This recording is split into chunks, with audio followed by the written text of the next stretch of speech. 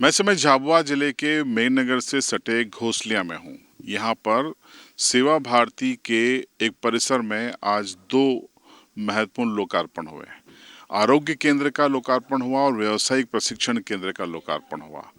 और इसमें सबसे बड़ी बात ये थी कि आरएसएस का दिग्गज नाम माने जाते हैं सुरेश सोनी जी, उन्होंने इसका पूरा लोकार्पण किया, उद्घाटन किया। और उनके साथ वो तमाम लोग भी मौजूद थे जिन्होंने इन दोनों जो संस्थान हैं उनके निर्माण में कहीं न कहीं सहयोग किया है।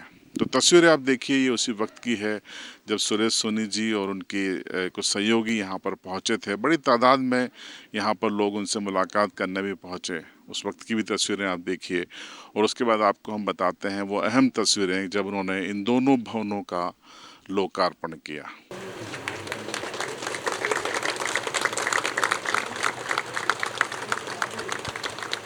तो ये तस्वीरें हैं जो आज घोसलिया में देखने को मिली।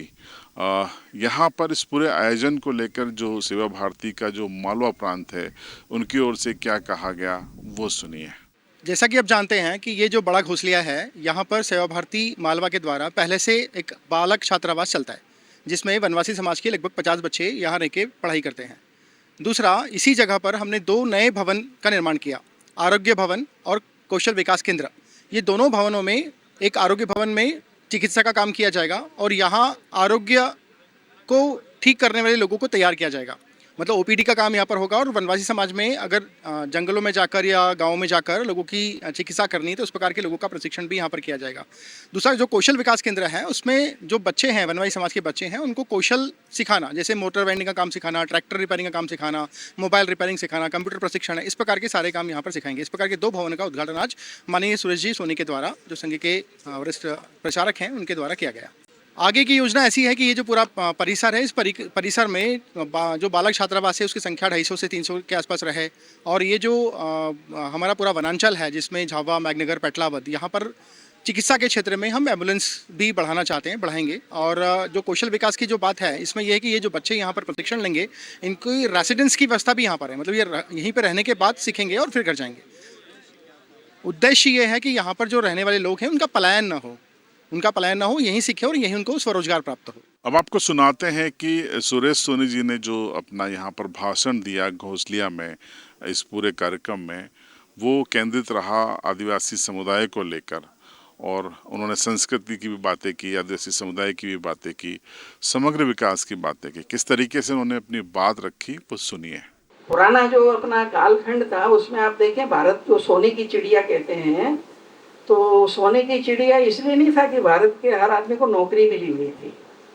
सोने की चिड़िया जब भारत था तब हर गांव में हर घर एक कारखाना था, हर घर एक कारखाना था।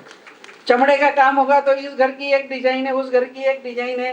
वाराणसी में लोग जाते थे साड़ी के लिए तो बोले ये साड़ी, तो बोले ये वाली चाहिए तो उस मोहल्ले में जाना, ये चाहिए तो उधर जाना। न जाने कितने डिजाइन हर मालिक था, हर एक पुरुषार्थी था। ये ब्रिटिश शिक्षा पद्धति ने एक ही काम सिखाया, पढ़ने के बाद क्या करना, तो नौकरी करना। और इसलिए जो अभी कहा ना, ये इंजीनियर जो है वो नौकरी ढूंढता रहता है और नौकरी मिलती है 20,000 की, जिसके पास हुनर है वो 40,000 कमाता है। तो इसलिए समाज को स्वावलंबी करना वो सहज स्वभाव में है, एक ये करना है। जनजातीय समाज की एक अपनी सहज क्षमता है। एक ने कहा था कि भाई जनजाति जो है वो, हालांकि उसका स्टेमिना इतना रहता है, कई मीलों तक वो बिना थके दौड़ सकता है।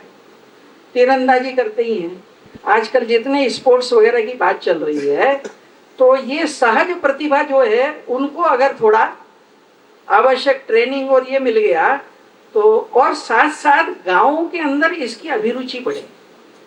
आजकल धीरे धीरे जो हो रहा है नहीं, खेलों के प्रति, शारीरिक बातों के प्रति समाज वो फोन के अंदर या घरों के अंदर ही ज्यादा सिमट गया है। तो कुल मिलाकर स्वास्थ्य का विषय ठीक करना है तो युवाओं के अंदर ये सारा का सारा विषय है। महिलाओं के स्वास्थ्य की दृष्टि से पूर्व से सोचने का विषय है। अकाल मृत्यु होती है गर्भावस्था के अंदर, तो केवल गर्भवती महिला की चिंता करने से काम नहीं चलेगा। वो गर्भवती होती है, उसके पहले के 8-10 साल पहले से अगर ठीक से विकास हुआ, चिंता हुई, तब जाकर माता स्वस्थ बनेगी। तो जब हम स्कीम बनाएंगे तो उसको साथ में थोड़ा सा जोड़ना है। तो देखिए, ये एक तरीके से रिमोट बेल्ट माना जाता है। वहाँ पर एक आरोग्य केंद्र का खुल जाना इलाके के आदिवासियों के लिए काफ़ी फ़ायदेमंद साबित होगा, और जो व्यावसायिक प्रशिक्षण केंद्र है, इसका खुलना भी स्वरोजगार की ओर, रोजगार की ओर अवसर पैदा करेगा। आपकी राय कमेंट में ज़रूर बताइए और देखते रहिए CB लाइव।